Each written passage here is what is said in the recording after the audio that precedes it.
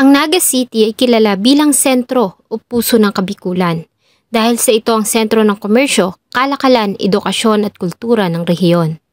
Ayon sa kasaysayan, taong 1573 ang lugar ay tinawag na Naga ng isang konkistador at manlalakbay na si Juan de Salcedo dahil sa laganap ng mga puno ng nara sa lugar. Sa simula ng ika-17 taon ay mayroon lamang 5 mga syudades sa Pilipinas. At isa na nga dito ang Naga City. Ang kwento po natin ngayon ay nangyari sa isa sa 28 barangay ng Naga City. Ito ay ang Barangay Liboton. Samahan niyo po akong balikan ang naging masakit na kamatayan ng isang 17 anyos pa lamang at isang estudyante na si Rosel Bandojo. Bago ko po simulan ang ating story, sa mga bago po sa channel ko, please hit the subscribe button at pakipindot na rin po ang ating notification bell para ma-notify kayo sa mga bago nating upload na videos. July 28, 2023, ng pasado alas 3 ng hapon, ay nakatanggap ng report ang tanggapan ng kapulisan ng NCPO Police Station 3 Headquarters sa Naga City. Tungkol sa natagpuang katawan sa isang bakanting lote at abandonadong bahay sa Barangay Liboton. Ang katawan ay natagpuan ng isang pedicab driver nang subukan nitong hanapin ang pinanggagalingan ng masangsang na amoy at dito ay natagpuan niya ang bangkay ng isang babae na nasa advanced decomposition na. Nang magtungo ang mga pulis sa lugar ay nahirapan pa sila na mapasok ang area dahil sa matataas na bakod at puno sa nasabing pribadong lote.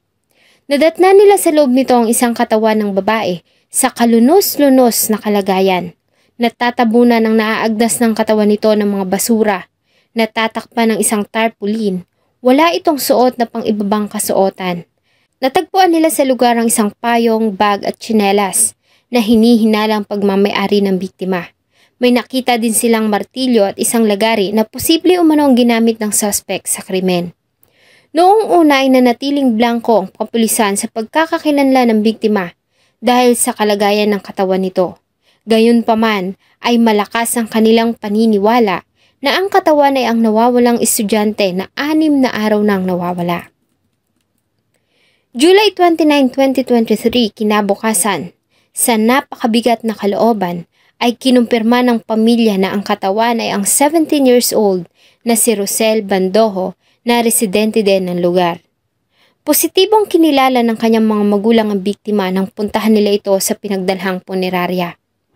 Sa pagtukoy sa pagkakakilanlan ng dalaga, ay agad na nabuo ang Task Group Bandojo na pinangunahan ni retired Police General at former Regional Director ng Philippine National Police Bicol na si Naga City Councilor Omar Buenafe.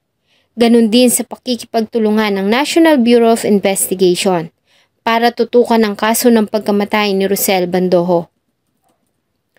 Ayon sa report, ay naiulat na nawawala si Rosel noong July 23, 2023 nang kumalat sa isang social media ang post ng kapatid nito tungkol sa pagkawala ng dalaga. Huli umano itong nakitang buhay sa kuha ng CCTV sa crossing ng Peña Francia sa Villanueva Avenue noong July 22 ng gabi. Sa kuha ng CCTV ng bandang alas 8:40 ng gabi ay nakita si Rosel na naglalakad papunta sa isang convenience store para bumili ng pagkain. Makalipas ang 10 minuto ay nakita ito na muli ng tinahak ang daan pa uwi sa kanilang tirahan. Dumaan ito sa madilim na bahagi ng Acacia Street at matapos noon ay hindi na ito nakita.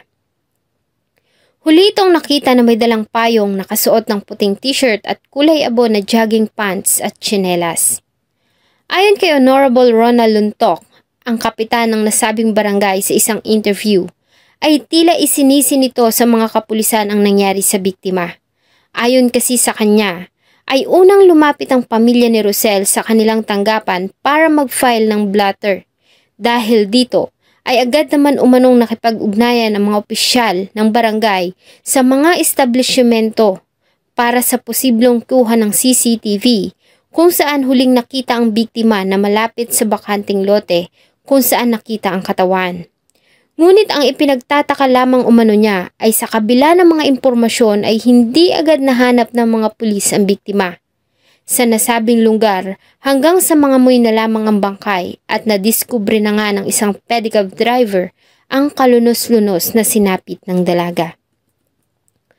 Para sa mas mabilis na imbestigasyon, ay nagbigay naman si Mayor Nelson Ligacion ng 100,000 na reward money na dinagdagan pa ni Camarines Sur 3rd District Representative Gabi Bordado ng 100,000 at ang negosyanteng si Nonoy Magtoto.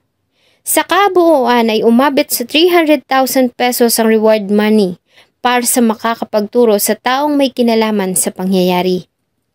Ang nasabing reward ay muli pang nadagdagan nang lumapit ang pamilya sa tanggapan ng Raffy Tulfo in Action noong August 4, 2023 at humingi sila ng tulong para mas mabilis na makamit ang hustisya. At upang mas mapabilis ang imbestigasyon ay nangako si Senator Idol Raffy na magbibigay ng halagang 500,000 na pabuya sa makakapagturo sa suspect sa pagpatay kay Rosel Bandojo.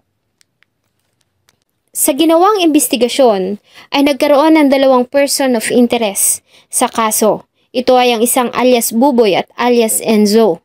Si Buboy ay itinuring na person of interest matapos na matagpuan ng isang damit na pagmamay-ari nito sa crime scene.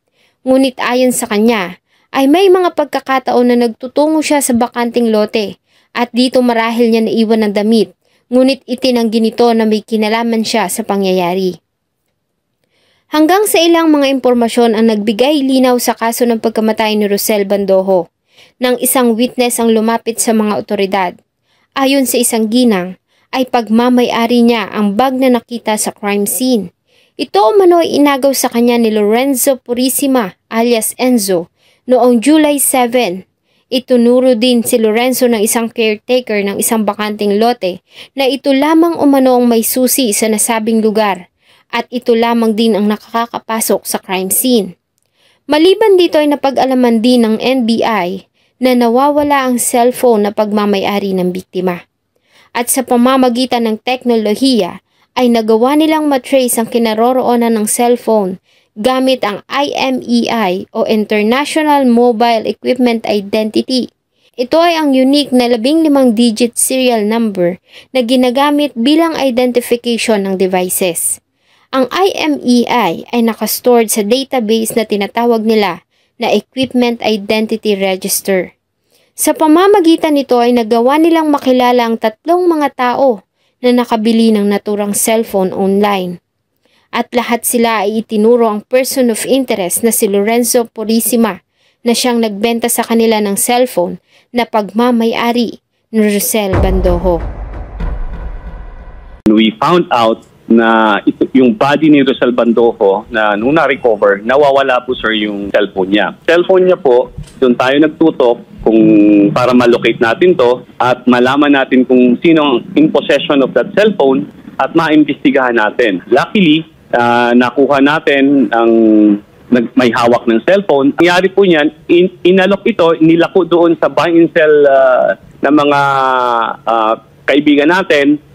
And then, yung unang pinag-alokan niya, hindi niya tinanggap dahil mahal. Yung second, binili yung cellphone and then eventually nabili ito ng isa. So tatlo po sila na nag-identify dito sa nagbenta ng cellphone. Ito yung naging POI natin and eventually nakilala natin siya na si Lorenzo Purisima.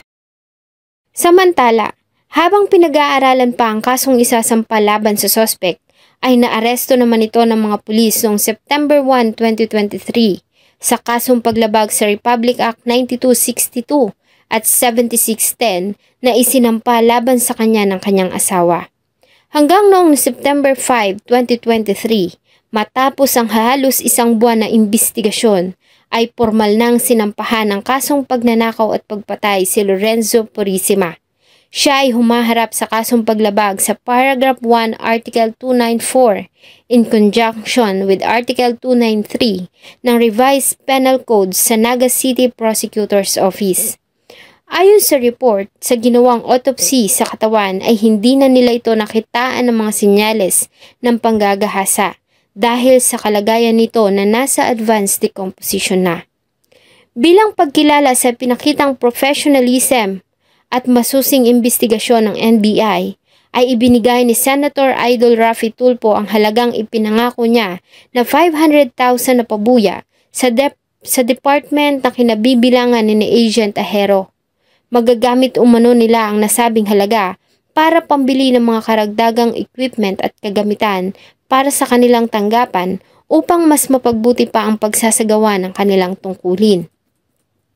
Samantala, ay muli namang nagpatupad ng curfew ang alkaide ng Naga para sa mga minor de edad na magsisimula ng alas 10 ng gabi hanggang alas 5 ng umaga. Ibig sabihin, hindi nito pinapayagan ang paglabas at pagtambay ng mga kabataan na nag-iedad 17 anyos pababa sa kalsada maging sa mga pampribadong establishmento. Nilagyan na din ng streetlights ang madilim na lugar sa crime scene. Noong August 3, 2023 ay inihatid ng mga nagmamahal at pamilya ang mga abo ni Rosel Bandojo sa kanyang huling himlayan sa Santo Niño Memorial Park. Suot ang mga damit na may mga katagang Justice for Rosel. Panawagan nila ay makamit ng dalaga ang hustisya sa hindi makatao na sinapit nito. Ilang gabi din na nagsagawa ng mga prayer vigil ang mga kaibigan, pamilya at mga nagmamahal kay Rosel sa lugar kung saan nakuha ang kanyang katawan. Patuloy nilang hinihiling na magkaroon ito ng hustisya para na rin sa ikapapayapa ng kanilang mga kalooban. Salamat po sa inyong patuloy na pagtangkilik ng akin pong mga videos. Huwag niyo pong kalimutang mag-iwan ng saloobin at suggestion sa atin pong comment section. Thank you so much po and see you on my next video.